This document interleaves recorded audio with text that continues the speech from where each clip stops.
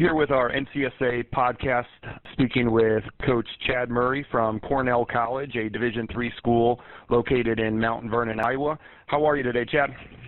Real good, Dan. Thanks. Good. Glad you can join us and help us educate some kids on, the different types of recruiting and schools that are out there. So first off, tell me a little bit about your school and what makes it unique for student athletes to look at. Well, you gave me an easy first question because we do have a unique academic calendar. What we do here at Cornell is we provide our students the opportunity to take only one course at a time. So basically what that means is kid comes in and starts in September, and they launch themselves into their first class, and they take that one class only for about 3.5 weeks, have that final on that fourth week, and then they have a 4-day break, and then they jump into the next class. And so what that does, it works out to 4 classes per semester, 8 classes per year, and they follow along in that pattern for the 4 years, and they graduate with their degree. It's definitely something that not a lot of schools do. I think there's really only one other school that I can think of off the top of my head that does it in the country, and that's Colorado College.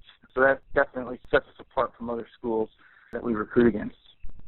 Real good. And then what kind of culture do you want to install with every team that you have? You've been there for, I believe, 5 or 6 years. So tell me a little bit more about the culture that you instill with your program. We want guys, that are team first. So we want a culture of, of service, to each other. We want kids that want to be great teammates to each other, that not just want to work with each other, but they want to work for each other. We want a bunch of guys that are doers and not talkers. We want a bunch of guys that are givers and not takers. Egoless players, and kind of take something from, I heard Greg Popovich say this one time, and I really, really liked it. It was, he was talking about the type of player that they look for, and he said they look for players that are already over themselves, which means, basically, they're just a bunch of guys that want to work together, and they don't care how it gets done. They just care about winning. So we want that winning culture, but we really try not to focus just on winning. We want to develop that full person by focusing on the relationship-based aspect of leadership to get us where we want to go. We feel like the winning is a byproduct of all those types of things that we talk about within our program. So, with that being said, what type of student athletes are you looking for through the recruiting process, or what do you look for athletically, character-wise in the recruiting process with potential student athletes? Right. When we go out and we search around in the summertime, we want to find a kid that has a blue-collar work ethic, a kid that's just willing to do whatever it takes, doesn't ask a lot of questions, that basically just gets a job, and he does it to the best of his abilities. The stereotypical thing where you see a kid diving on the floor for a loose ball, you see kids that don't shy away from playing great defense, that make the extra pass, that basically doing the grunt work, out there, but yet they might also be the team's best player. Just because you do all the scoring doesn't mean you can't dive on the floor for a loose ball. They're guys that talk to each other on defense, or basically just talk on either side of the floor. It doesn't matter if it's defense or not, but guys that are just willing to accept a role and do it to the best of their abilities. Second thing we look for are fierce competitors, guys that are relentless out there that just want to win and do, again, whatever it takes to make that happen. We go out sometimes and we'll watch practice. We want guys that are competing just in hardened drills as they are when they play in a game. And, I always talk about this when kids visit is, everybody's a fierce competitor when there's 2 minutes left in the tie game. But are you a fierce competitor in the middle of January when you're doing a one-on-one closeout drill in the dog days of the season? Are you going to be as competitive in that moment as you would when you're tied in a 2 minute with 2 minutes left in a game? So those are the types of kids we're looking for there. And then that third thing is being a great teammate, and those are the things we talked about before, being service-oriented and just kind of doing extra things to make sure your team is successful. Awesome. And then what are some pieces of advice you'd have in the do's and don'ts in the recruiting process for prospective student athletes? Well, one thing, I think and I think it's kind of easy to do this sometimes if you're having a difficult experience or whatever. But a lot of times when a kid comes and visits, we'll ask them how their season's going or how their year is going, and they start to, they have any issue with a coach or something like that, they start to kind of badmouth their coach. And we're coaches too, and we don't necessarily want to hear that you're having a tough time with your coach, or whether your coach is doing this to you or that to you, because we just automatically assume, gosh, if something's going to go bad, when you're here at Cornell, are you going to just blame the coaches, or are you going to take it on yourself? So I would tell kids, watch what you say, about your current or former coaches, because, we're coaches too, and a lot of times you tend to repeat your actions as you go along, with things. So other things I would say is to show your personality on your visit and don't let mom and dad talk for you. We ask a lot of questions when we have kids on campus. We want to hear them talk and them answer the questions, because we're looking for leaders.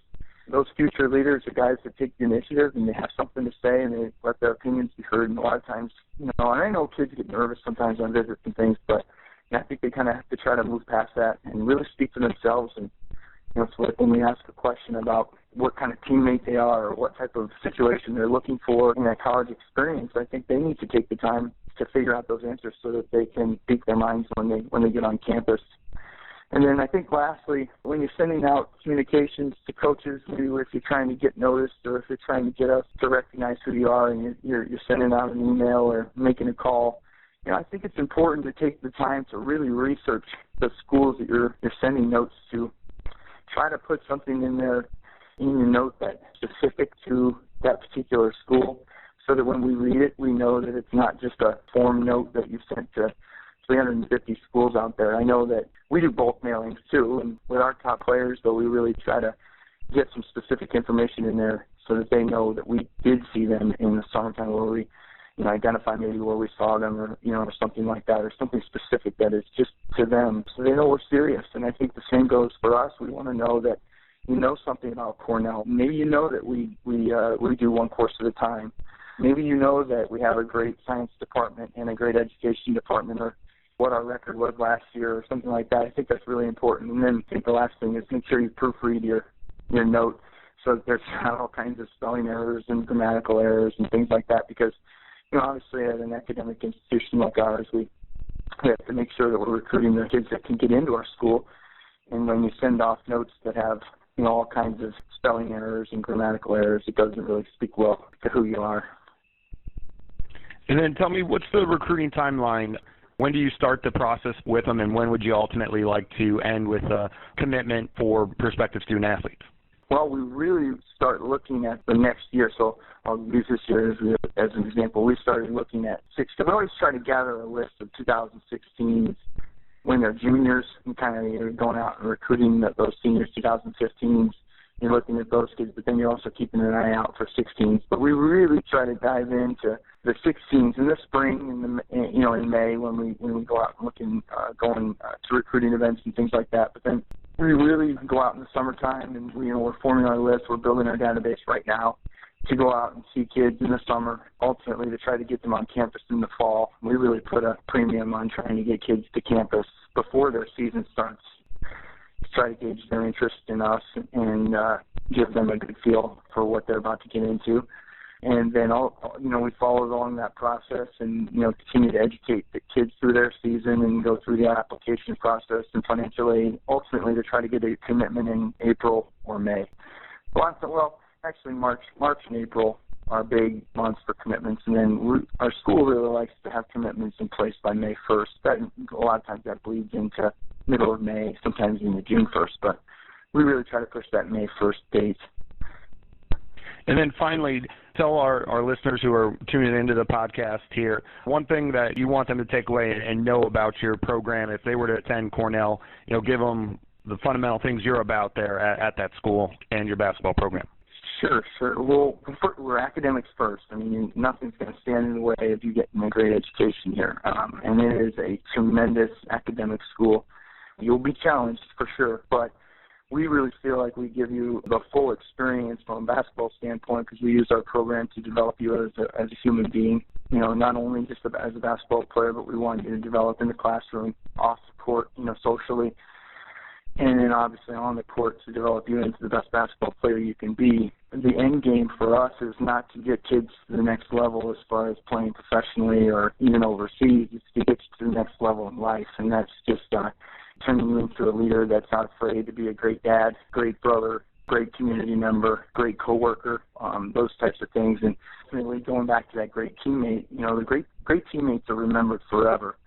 great players are forgotten over time, you know, so that's what we want to do. So if you come back to the 10-year reunion, you're being sought out instead of run from.